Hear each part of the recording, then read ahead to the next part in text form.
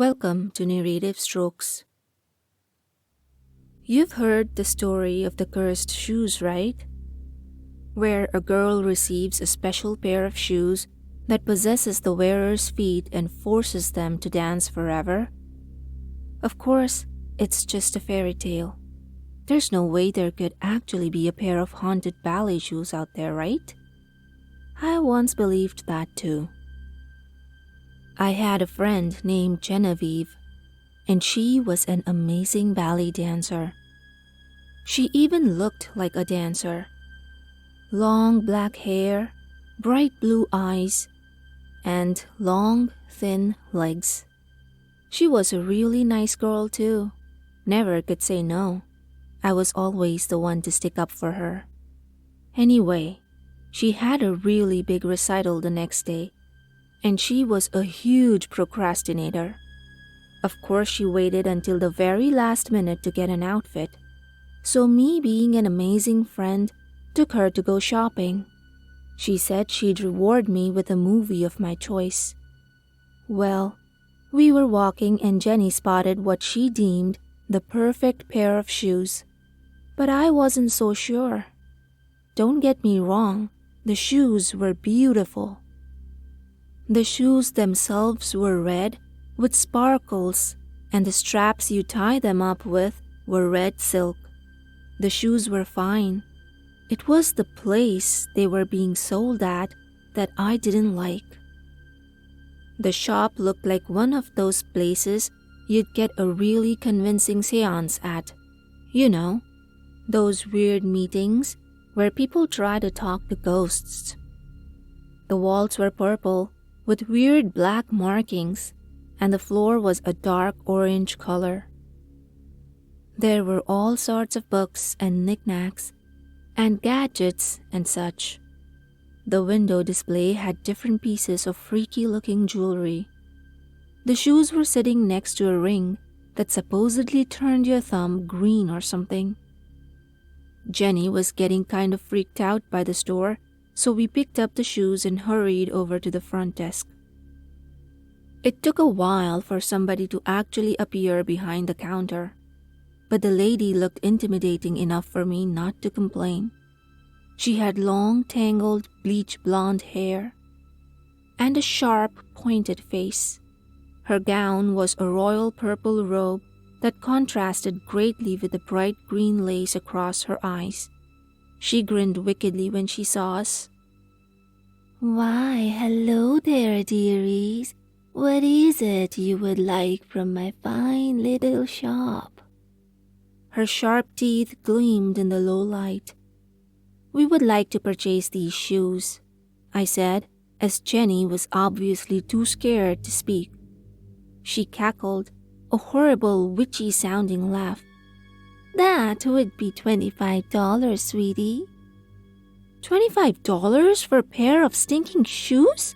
That's an out. Jenny grabbed my arm and gave me a look I'd never seen before. Fine, here. I handed her the money, grabbed the shoes, and headed out of the store as fast as I entered it. And you'd best believe Jenny was right at my heels. We window shopped some more, and finally found a dress to match the shoes. The dress was made of soft red fabric and had a red belt made of silk. We then started to Jenny's house for the movie. Now, Jenny isn't one for scary movies, but I am. I had chosen the movie Dance for us to watch. It was a horror flick loosely based on the Cursed Shoes fairy tale. The cursed shoes from the movie looked exactly like the shoes we picked out. "Dyed red from the blood of the wearers," the poster had said, so I figured it would give her a nice spook before the show. It seemed, however, that my plan worked a little too well. Turns out, the movie spooked Jenny so much that she wouldn't try on the shoes or dress. Eventually, I got fed up with the games and left, which in hindsight wasn't a very good idea. I figured she'd be fine, now that she was extra careful because of the movie. A few hours passed, I did what I normally did on the weekends: read, write, read some more, write some more. I kept getting this weird feeling though, like something bad was going to happen and that I shouldn't have left Jenny alone. I just pushed it down, thinking everything was fine and that the movie was just getting to me. Then, at about 9:15 p.m., I received a text from Jenny. It was short, simple, and very confusing. It read, "Help, studio tape." Studio tape? Was she talking about the security tapes to the dance studio? What did she want to show me there? She was at her house, right? A million questions ran around in my mind, but I trusted Jenny, so I hacked my way into the tapes. First few hours were not that interesting. 3-year-olds were learning to dance. One kid threw a tantrum, and the janitor put on an amazing show after hours. But at 7:13, a figure walked out from the inky black. They placed down a burning candle, and I recognized it as Jenny in the outfit we bought. I started looking around and noticed, just out of the reach of the flame's light, a silhouette stood watching her. It bent down to the radio beside it and pressed play. A child's tune started playing. I recognized the tune, but couldn't tell which song it was. Kookaburra sits in the old plum tree. Jenny started to dance, which I thought was strange, considering this wasn't the kind of music she usually danced to. The dark figure soon started to softly laugh, a familiar, high-pitched laugh. It struck a deep sense of fear into me. What was it going to do to Jenny? "Merry, merry king of the bush is he." The music started to speed up, and so did Jenny, dancing faster and faster by the minute. I could see her sweat glistening in the flame light. The laughing soon grew louder, and it sent shivers down my spine. As I racked my brain as to where I had heard it before. "Laugh, Kookaburra, laugh, Kookaburra." Jenny started to dance at inhuman speeds. I could tell it was hurting her because of how much she was shaking. The laughter and song were starting to give me a headache. Both were loud, and neither could overpower the other. Gay your life must be. Suddenly, the figure raised their hand, and Jenny and the music stopped. Slowly, they started to clench their hand into a fist, and Jenny's body began to convulse and writhe. Then abruptly, they brought their hand down, and Jenny fell apart and fell to the ground. I held my breath. No, this can't be. Her arms were disconnected at the wrists, shoulders, and elbows, and her legs at the pelvis, knees, and ankles. Her head rolled from her body, and the skin over her right eye and forehead slid onto the floor. The figure walked out into the light and looked straight into the camera.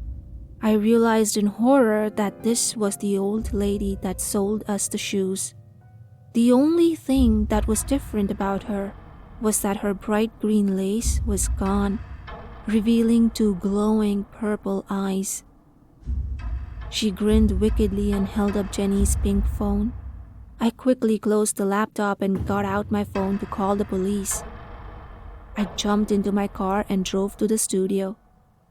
I explained what had happened and what I had seen. I also showed them the text. 2 hours and a lot of crying later, I was back in my house and on my laptop. It was 12:30, and I was writing down what happened as a last record of the events of yesterday. I leaned back, closed my laptop, and sighed, thinking it was all over. A thumping sound from downstairs made me bolt upright. I reluctantly left the comfort of my bed and started to make the journey to the lower parts of the house. Once I reached the kitchen, I froze, gasped, and backed up a few steps. It looked like Jenny. No, it was Jenny. The old hag had sewn her body back together like a grotesque puppet, her stitched skin stretched tight. Dark fluid that looked like blood leaked from her eyes like tears. Her right eye had been replaced and was now bright purple instead of blue.